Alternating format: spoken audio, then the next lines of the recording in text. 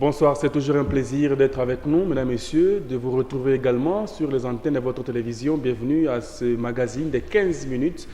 Nous échangeons autour de la question qui brûle, bien évidemment, l'actualité en République démocratique du Congo de manière générale. Dans le Katanga, on peut parler du Katanga de manière particulière, puisque ici à Lubumbashi, il se tient le forum de réconciliation entre Katangais. Il y a réconciliation entre Katangais, c'est justement depuis le 17 mai dernier, les assises qui se tiennent ici à Lubumbashi sous les auspices de l'archevêque du diocèse plutôt de Lubumbashi. On en discute, mesdames et messieurs, dans ce magazine d'Actu Soir. Avec moi sur ce plateau, Berki Lokale, bonsoir. Bonsoir, cher ami Richard. Vous allez bien? Très bien. Pas plus que toi, j'espère. À Lubumbashi, un forum de réconciliation des Katangais. Quand on parle de réconciliation en aval, donc il y a en amont des conflits entre les fils et les filles d'un même espace, c'est ça? Justement, mais c'est la question qui va falloir se poser en première position. Okay. En des termes clairs, est-ce que le peuple katangais est en conflit? Le peuple katangais n'est pas en conflit. Cette réconciliation, pour moi, en tant qu'analyste politique, n'a aucune raison d'être. Okay. Après que le président de la République, chef de l'État, Félix-Antoine Tshisekedi, puisse passer en province pour assister et donner des différentes recommandations sur la table ronde qui a été organisée entre Katangais et Kassaïen. Juste après son départ, on nous présente quelque chose, soi-disant une réconciliation. Ça n'a aucune raison d'être. Est-ce que le peuple katangais est en conflit? La population katangaise n'est pas en conflit entre elles-mêmes. Non, mais c'est faux. C'est faux. On parle d'une réconciliation lorsque deux personnes ou plusieurs personnes sont en conflit. Alors, cette réconciliation, il ne faudra pas la coller sur la tête du peuple katangais. Il n'y a que les dupes qui vont prendre cette histoire au sérieux. Parce qu'on nous parle d'une réconciliation de Moïse Katumbi et de Joseph Kabila. On n'a pas dit ça. Non, mais c'est ça. Mais on n'a pas dit. Non, mais c'est ça. Moi, j'ai suivi hier les tweets de l'un des soldats de Joseph Kabila, monsieur Félix Kabange, qui a dit ne soyez pas surpris à ce que Joseph Kabila et Moïse Katumbi puissent se réconcilier. Donc, au fait, cette réconciliation, c'est une réconciliation basée sur les intérêts individuels. On ne peut pas aujourd'hui nous permettre de dire que les Katangais sont en conflit. Les Katangais ne sont pas en conflit. Mais Moïse Katumbi et Joseph Kabila sont Katangais, c'est déjà deux personnes en conflit. Donc il y a lieu de parler de réconciliation. Je vais vous retourner la question. Ici, il s'agit d'un conflit entre deux individus. Deux personnalités du Katanga. C'est vous qui les dites. Je ne vous contredis pas, mais c'est vous qui les dites. Je ne peux pas les confirmer avec tout ce qu'on a eu comme révélation sur leur nationalité. Je dois être clair envers vous. Donc, je ne peux pas affirmer sur votre plateau ici en disant que il y a conflit entre les Katangais. Non, il y a conflit entre deux personnalités politiques. Moïse Katumbi et Joseph Kabila. Est-ce que cette réconciliation, après l'avoir organisée, après l'avoir initiée bien sûr, en des termes clairs et simples, est-ce que cette réconciliation va pouvoir retourner au Katangais toutes ces mines qui ont été pillées et volées? Non. Nous avons toutes ces révélations. Le peuple katangais n'est pas non, les Katangais, le peuple, mais tous ces millions déjà perdus, tous ces millions déjà évaporés dans les poches des différentes personnalités. Est-ce que ces millions-là que le peuple katangais, que le peuple congolais en général et le peuple katangais en particulier ont eu à perdre, vont devoir retrouver ça après cette soi-disant réconciliation? Qu'on ne nous prenne pas pour des imbéciles, excusez-moi les termes, non. Okay. Qu'on ne nous prenne pas pour des dupes. Le pays doit décoller. Nous, Katangais, nous avions dirigé ce pays pendant 18 ans, plus les 3 ans du feu Mzee Kabila. Okay. 21 ans. Plus de 20 ans qu'on a dirigé ce pays, qu'on a assuré la gestion de ce pays. Vous et moi avons les résultats. Avons les résultats. Vous les avez? Moi, j'ai les résultats. Vous aussi, en tant que journaliste, chercheur, vous avez aussi les résultats. Donc, on ne peut pas aujourd'hui prétendre... Donc, c'est vous, Katangais, qui avez déçu. Vous n'avez pas réussi à redécoller ce pays après avoir bouté dehors Mobutu. On n'a jamais réussi. On n'a jamais réussi à faire décoller ce pays. Je suis Katangais, je n'accuse personne. Okay. Je suis Katangais. Donc on peut comprendre que tous ces gens, toutes ces grandes figures qui sont ici à Lubumbashi pour cette réconciliation ont fait les déplacements. Ils ont déçu. Toutes ces grandes figures-là, telles que vous les appelez, ils ont déçu.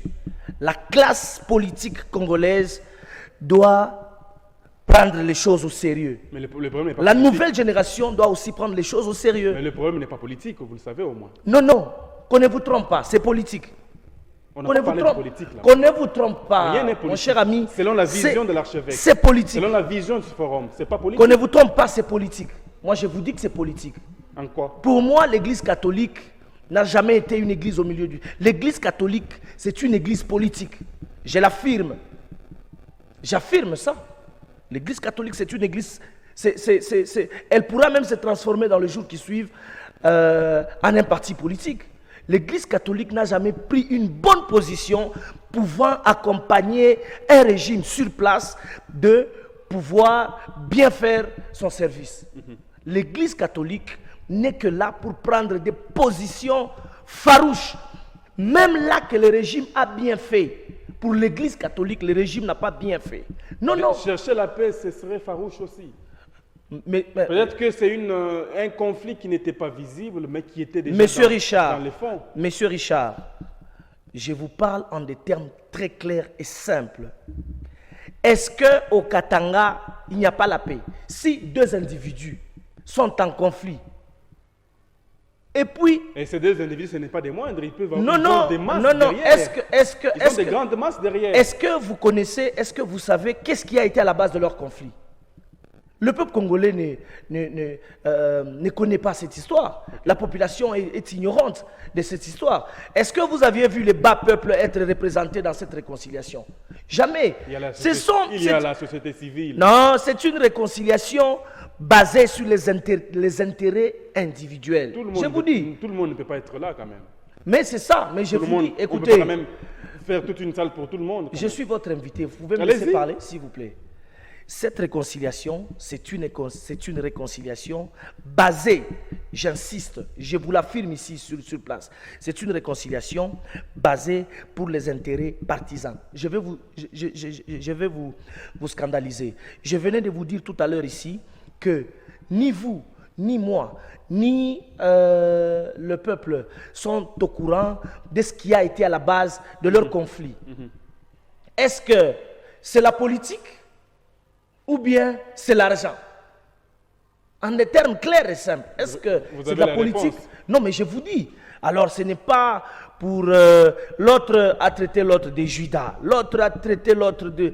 Je ne peux pas entrer dans toutes ces histoires-là. Hein? Ce n'est pas aujourd'hui qu'on peut nous brandir cette histoire de réconciliation pendant que les Katangais sont en paix. Les Katangais sont en paix, qu'on ne nous trompe pas. Et à la place, on pouvait organiser quoi? On pouvait chercher à faire comment pour réconcilier. À la place, ok. Deux personnalités. À la place, il fallait que l'initiateur, ou soit le modérateur de cette réconciliation, qui n'est autre que l'archevêque... Oui, du diocèse de Lubumbashi. Oui, du diocèse de Lubumbashi. En principe, il fallait qu'il puisse approcher Maman Olive Lembe, qu'il approche aussi Madame Karine Katumbi, qu'il les approche et qu'il leur demande de réconcilier leur mari, que de nous, amener dans des bêtises. C'est une histoire de famille restreinte, c'est ça. Mais je vous dis, écoutez, ce conflit-là ne concerne en rien la population katangaise. Ce n'est pas parce que vous ne vous retrouvez pas finalement, vous, Katanga. L'on dit que les Katanga... Les Katangais, écoutez, je vais vous dire une chose. À la place d'amener les gens, d'inviter des délégations venant de Kinshasa, tout ça, pour participer à cette fameuse réconciliation, il aurait fallu organiser un forum sur comment est-ce que nous Katangais, avions échoué à faire décoller le pays après 18 ans de règne. Comment est-ce que nous, Katangais, nous sommes à la base des détournements, des ventes, des mines pendant notre gestion du pays. Et écoutez, je vais vous dire une chose. Aujourd'hui, on cherche à comparer ce qui n'est même pas comparable. On ne peut jamais comparer la gestion d'un pays pendant 18 ans et la gestion d'un pays pendant 3 ans. C'est quelque chose qui n'existe pas. Donc on boutique quelque chose.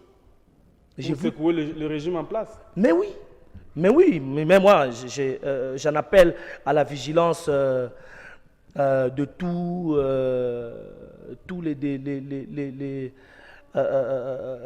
comment dire, donc j'en appelle à la vigilance de toutes les personnes qui défendent la vision du chef de l'État. J'en appelle à leur vigilance. J'en appelle même à la vigilance de lui-même, le chef de l'État. Il faut qu'il comprenne, qu'il ouvre grandement ses yeux. Il ne peut pas accepter, après son départ sur la capitale, après la ronde pour pouvoir réunir les Katangais et les Kassaïens, qu'on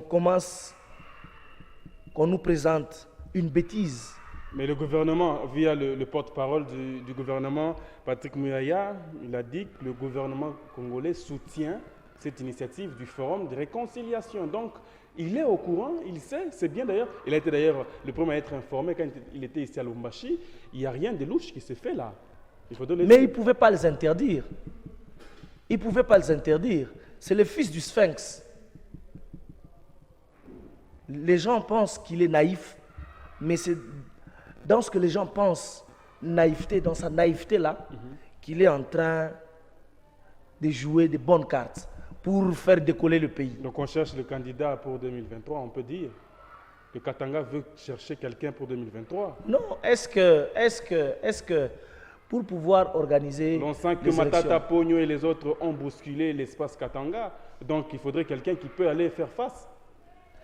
D'ailleurs, le nom que vous venez de citer, là, Matata Pogno n'est pas un bel exemple pour moi. Il n'est même pas un bel exemple pour moi sur la gestion de la chose publique. Il ne peut pas être un bel exemple. C'est-à-dire si Matata Pogno a secoué par rapport à sa sortie médiatique, à la sortie officielle de son parti politique, si il a secoué l'espace katangais sur les sphères politiques, c'est-à-dire que les Katangais se reprochent de quelque chose. Et Matata Pogno et tous ces notables katangais. Je vais insister sur un point. Monsieur Richard, pour que l'on parle de la vraie réconciliation, de la vraie et la bonne réconciliation des Katangais, il faut commencer par bannir, l'association socio-culturelle Loanzolami Kuba. Il faut bannir ça. Il faut aussi bannir l'association socio-culturelle Sempia.